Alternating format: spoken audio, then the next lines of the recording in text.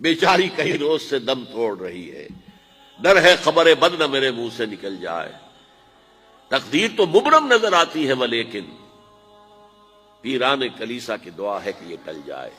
تو پہلی بات میری ختم ہوئی، عالمی نظام خلافت دنیا کی تقدیر مبرم ہے، ہو کر رہے گی، اس میں کسی صاحب ایمان کو کوئی شک، کوئی شبہ، کوئی ریب نہیں ہونا چاہیے۔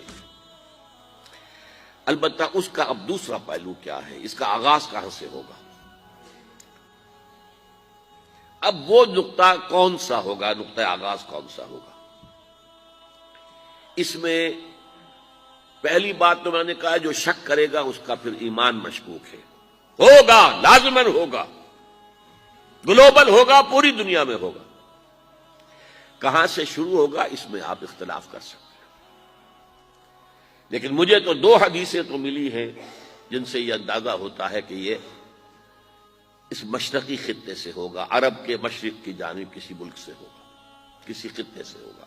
وہ حدیثیں بھی اب آپ پڑھ لیجئے پہلے، پھر میں کہہ رہا ہوں یہ خزانہ ہے جو ہم نے آپ کی خدمت میں پیش کیا ہے، کاش کہ آپ اس کی قدر کر سکیں، یہ حدیثیں آپ کو ازبر ہو جائیں، یاد ہو جائیں، لوح قلب پر نقش ہو جائیں۔ ہندوستان اور خراسان یعنی موجودہ افغانستان کا ذکر ابن ماجہ کی روایت ہے، عن عبداللہ ابن الحارث رضی اللہ تعالی عنہ قال رسول اللہ صلی اللہ علیہ وسلم یخرج ناس من المشرق یؤتئون للمہدی یعنی سلطانہ، یعنی سلطانہ، دونوں طرح سے پڑھ سکتے ہیں۔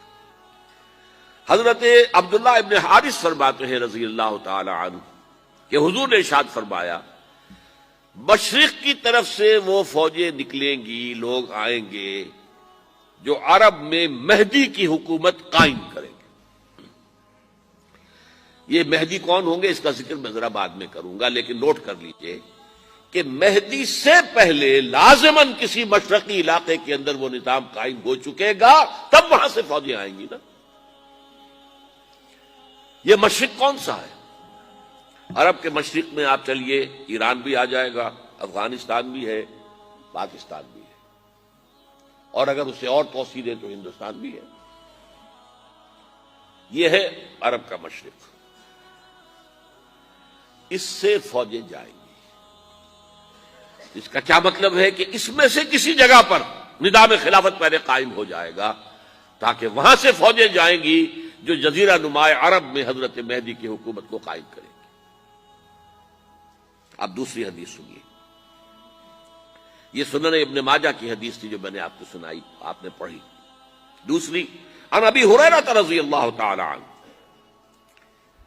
یہ ترمذی شریف کی روایت ہے، قال قال رسول اللہ صلی اللہ علیہ وسلم یخرج من خراسان رایات سود لا يردها شیء حتی تنصب بایلیا، خراسان کے علاقے سے سیاہ جھنڈے لے کر فوجیں آئیں گی، ان کا رخ کوئی موڑ نہیں سکے گا، ان کو پیچھے پھیر نہیں سکیں گے کوئی بھی، یہاں تک کہ وہ یروشلم میں جا کر جھنڈے نصب کر دیں گے۔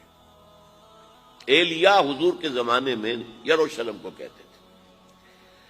یہ یروشلم تھا جب حضرت سلیمان کی حکومت تھی اور یہاں پر معبد سلیمانی، ہیکل سلیمانی قائم ہوا، پھر یہ یروشلم ہی رہا ہے تاریخ میں، یہاں تک کہ سن 70 عیسوی میں جب ٹائٹس رومی جنرل نے اس کو گرایا، ختم کیا، سیکنڈ ٹیمپل گرا دیا، اور یہاں سے یہودیوں کو کہا نکل جاؤ، یہاں سے کوئی یہودی باقی نہیں رہا، تب بالکل تہو بالا برباد کر دیا۔